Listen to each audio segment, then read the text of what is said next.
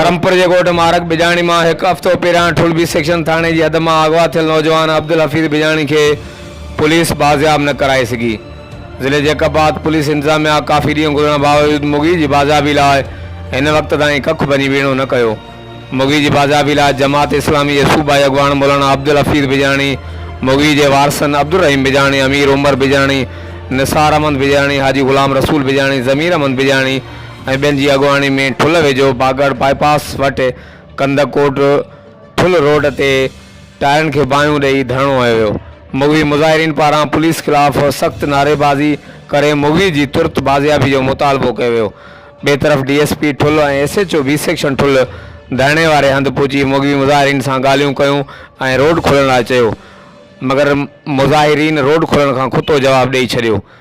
जॾहिं त SSP जैकबाद शुमाइल रियाज़ मलिक जमात इस्लामी के सूबाई अगवान मौलाना अब्दुल हफीज़ बिजाणी सां राब्तो करे टिनि ॾींहंनि जी यकीन दहानी बाद रोड खोलराए ट्रैफिक के वञणु ॾिनो।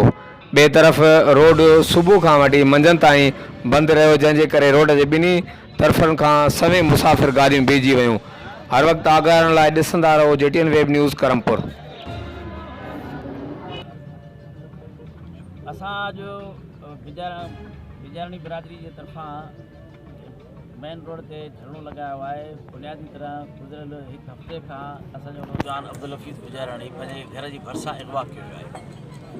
असा सभी मुतलिका पुलिस ऑफिसरन से राब्तो किया है, DIG से, SP से, SHO से, DSP से, पर इन पूरे हफ्ते में को भी खड़तेल न निकतो, बल्कि सिर्फ खाली दम दिलासा दे रहे हैं, को तहरुक भी न वरतो थो। असांखे अफ़सोस इहा इन ॻाल्हि थी रहियो आहे त हर हिकु पंहिंजे एयर कंडीशन ऑफिस में वेठो आहे ऐं असांजो माण्हू अगवा थी वियो आहे। उनजे लाइ को तहरुक वठो, को एफर्ट्स वठो, का शइ नज़र अचे, का गिरफ़्तारी थिए, का शइ हिन वक़्तु न कयो अथऊं। इन करे असां हिकु तरफ़ त पुलिस जे इन रवैये जी पुरज़ोर मज़म्मत कयूं था ऐं ॿिए तरफ़ असां पीपुल्स पार्टी सिंध खां इहो असां सवाल कयूं था त आख़िर सिंध जे माण्हुनि तव्हांजो ॾोह कहिड़ो कयो आहे। यानी तव्हां असांखां तालीम खसे छॾी, तव्हां असांखे हेल्थ खसे छॾी, तव्हां असांखां तरक़ियाती कम अज़ कम असांखे ज़िंदा रहण जो हक़ त ॾियो, पंहिंजे घरनि में असां महफ़ूज़ रहूं, हिफ़ाज़त त कयो ऐं कम अज़ कम असांखे बदमनी खां अमन त ॾियो। इन करे असां IG सिंध खां, वज़ीर आला सिंध खां ऐं DIG लाड़काणे खां, SP शिकार कशमीर कंदकोट खां पुरज़ोर मुतालबो था कयूं, SP जैकबाद खां पुरज़ोर मुतालबो था कयूं त असांजे नौजवान अब्दुल हफीज़ खे फौरी तौर ते बाज़ियाब करायो।